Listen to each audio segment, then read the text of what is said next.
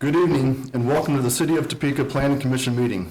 We are a commission appointed by the mayor and the city council to plan for the orderly growth and development of the community, to hold public hearings and to make recommendations to the city council on planning items.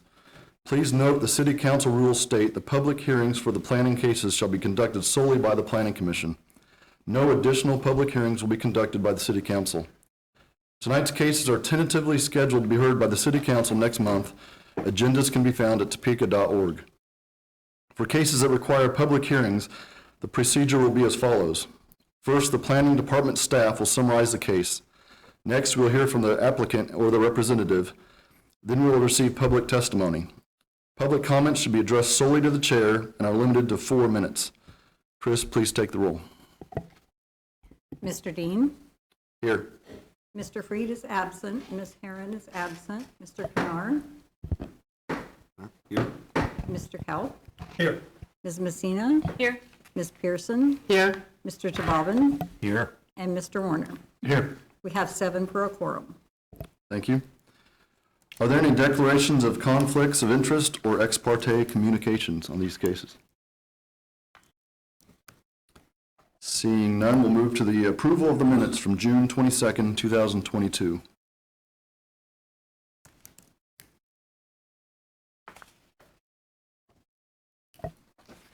Mr. Chairman, I would make a motion to approve the minutes. Thank you. I'll second that motion. Thank you. It's been moved and seconded. Chris, could you please take the vote? Okay, Mr. Dean? Aye. Mr. Kennard? Abstain. Mr. Kelp? Yes. Ms. Messina? Aye. Ms. Pearson? Aye. Mr. Tabavin? Abstain. And Mr. Warner. Abstain. Okay, motion passes 4-0 with 3 abstaining. Thank you. First action item, PUD 22/04 Comet Industries LLC. Would you like to take it away? Commissioners, Mr. Risley will present this item. So the first thing I want to kind of address here, in the staff report on page 1, there was something that said that there was C2 uses in this. There are no C2 uses. This is all going to be R1 residential uses for this PUD. So I just want to address that up front. So here we have in that hatched image, the property itself is 0.19 acres off of 27th and Buchanan. Again, this is a PUD to allow for a single-family residential use, and what we'll kind of discuss later is for second use is for a personal garage with no commercial use or business allowed. Staff recommends approval. This is the property looking north from 27th Street. And this is looking west, so this is all currently on one property, but that's part of what this PUD is to look into Area 1 and Area 2. Single family use will remain the same, and that garage is what you see there on the left side of the image for that personal use. This is a minor subdivision plat we received as well, so these two are kind of coinciding with each other. So as you can see here, this is also dividing that into 2 lots. Single family homes on lot 1, and that existing garage is on lot 2. Variances to the minor plat are going to be addressed on the PUD, and we will cover those here shortly. Again, Area 1 and Area 2 are R1 use groups. Area 2 is identified as a personal use garage with no commercial use or business allowed. Additionally, in that Area 2, there's no commercial signage that's allowed, trying to build off of that to ensure this is a residential use. Those variances, we kind of have those listed out there. So for Area 1, for single-family home greater than 950 square feet, reducing that to 1 required parking space. The maximum building coverage of 85% on Lot 2, Area 2. That existing building was greater than what we would allow in an R1 use group currently. 0-foot setbacks on all lot lines in Lot 2, and then a 0-foot setback on the side setbacks in Lot 1. Additionally, there is a variance for the lot sizes, as both of these are less than the required 6,500 square feet for an R1 district. Looking at the zoning, so you can see this is already surrounded by R1 zoning. There is that PUD to the west, which is a PUD with underlying M2. And then compatible land use. Again, this is an area with urban, suburban, low-density residential. The existing use is already an accessory use as that garage, and so the continuation of that will not create any new negative effects. Again, the PUD conditions require the garage to be used for that personal use with no commercial or business, with no commercial signage allowed, and they cannot restrict those travel lanes just to the south of that garage as well. And kind of going back to address what's on that first page of the staff report, so this is the recommendation of approval from R1 Single Family Dwelling District to PUD R1 Single Family Residential Uses, just kind of changing out that language. And that is all I have for that. Thank you. Are there any questions for staff? Mr. Chairman? Mr. Colt? First, this is a minor subdivision plat that's, it says under review, even though it's a minor plat, it'll come before the planning commission, right? Minor do not. Okay, so it's handled administratively, okay.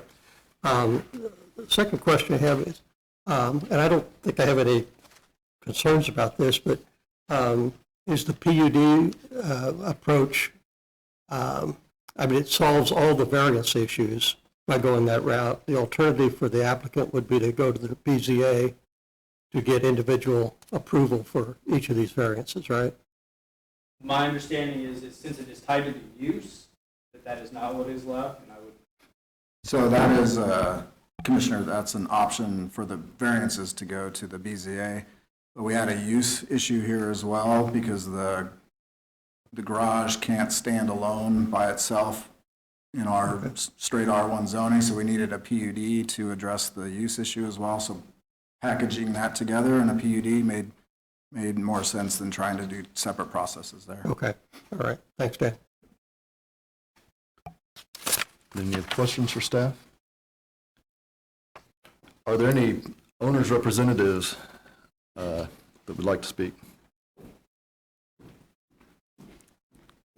Good evening, Commissioners. My name is John Hutton. I'm a lawyer here in town. I represent Comet Industries, the applicant in this case. Mr. Risley did a nice job of explaining the project, so I'm certainly not going to repeat what he said, but I will let you know that we are here, and my client is here if y'all have any questions.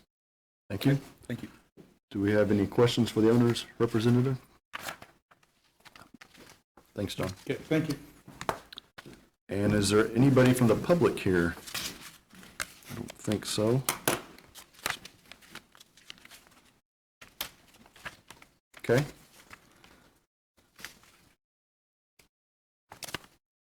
Are there any other questions for staff? If not, I would entertain a motion. I have no issues with this, and I'll make a motion for approval of the proposed rezoning from R1 Single Family Dwelling District to PUD R1 Single Family Residential Uses. Second. Thank you. It's been moved and seconded. Are there any other discussions about this? Okay. Chris, could you take the count, please? Mr. Warner, Aye. Mr. Tababan, Aye. Ms. Pearson, Aye. Ms. Messina, Aye. Mr. Kaup, Aye. Mr. Canar, Aye. and Mr. Dean. Aye. Motion passes 7-0. Thank you. Next on the list is Z22/05 by Gary Gilbert. Commissioners, Will Sharp will present this item.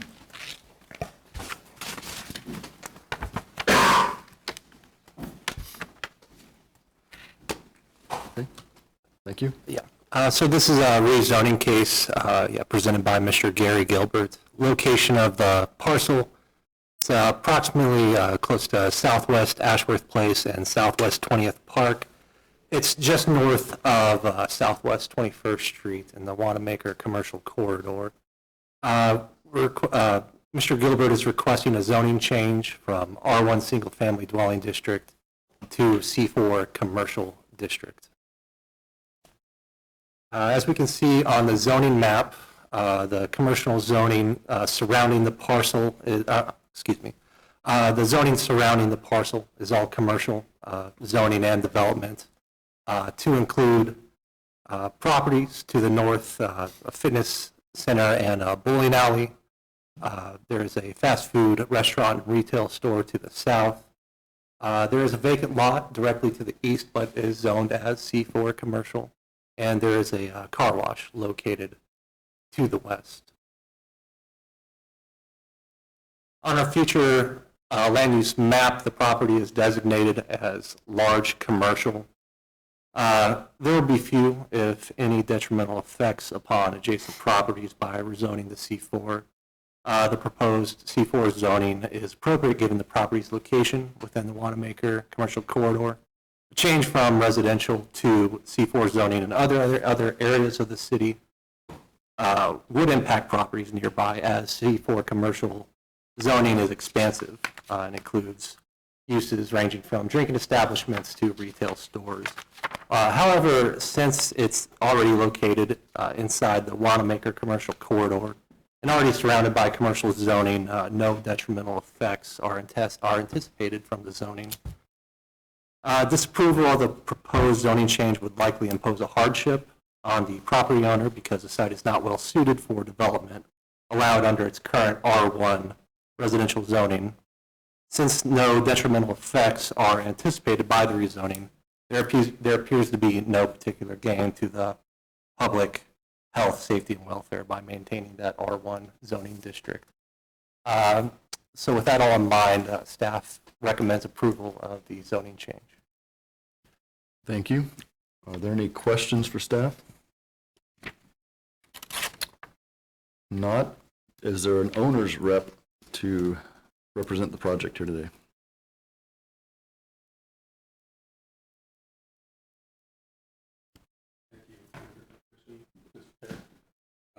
Travis Hazlip, CFS Engineers, here on behalf of the owner, Gary Gilbert. Basically, this is an island, and there's really nothing planned at this time, just trying to make it more harmonious with all the surrounding uses. Okay, thank you. Are there any questions for the owner's representative? Thank you. Thank you. And any public wanting to speak on the issue? Is there a chance? All right. We'll close the public hearing portion. Any further discussion? I think this is a pretty cut and dried one for me anyway. Yeah. Yeah, makes sense. Seems like a good thing to be, so I'd entertain a motion.